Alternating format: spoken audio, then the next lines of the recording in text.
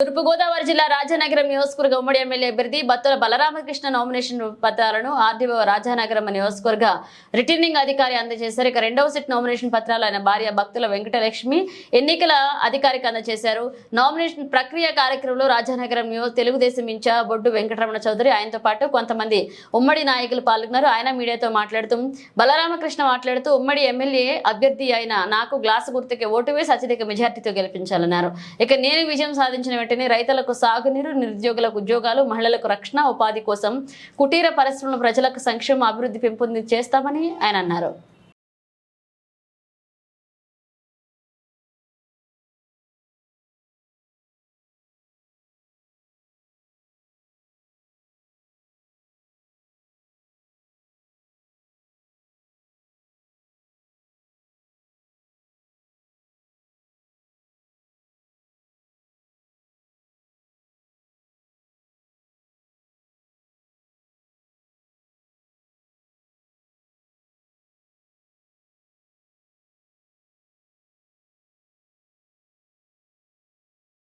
సమస్యగా ఉంది. ఇప్పుడు కూడా ఎక్కడ చూసిన తాగునీరు అనేది లేక చాలా ఇబ్బందులు పడుతున్నారు.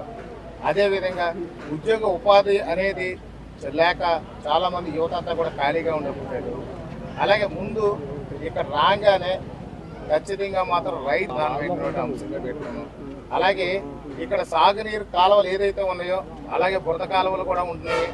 అవి పూడికలు తీయకపోవడం వల్ల ఉన్న పంట కూడా మునిగిపోతుంది. అవసరం వచ్చినప్పుడు నీరు రావట్లేదు. ఆ పూడికలు కాలువల పూడికలు తీసి సక్రమంగా రైతులకు నీరు అందజేస్తుంది. సమస్యగా ఉంది. ఇప్పుడు కూడా ఎక్కడ చూసిన తాగునీరు అనేది లేక చాలా ఇబ్బందులు పడుతున్నారు. అదేవిధంగా ఉద్యోగ ఉపాధి అనేది లేక చాలామంది యువత అంతా కూడా ఖాళీగా ఉండిపోయారు.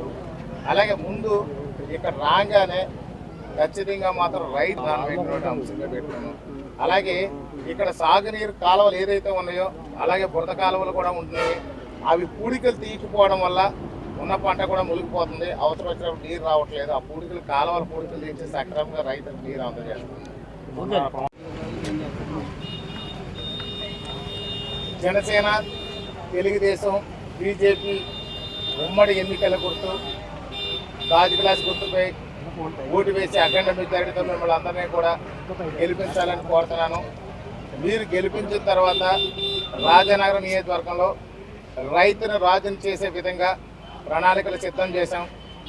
అదేవిధంగా 2 పంటలకు పూర్తి స్థాయిలో రైతులకు సాగునీరు అందజేస్తాం.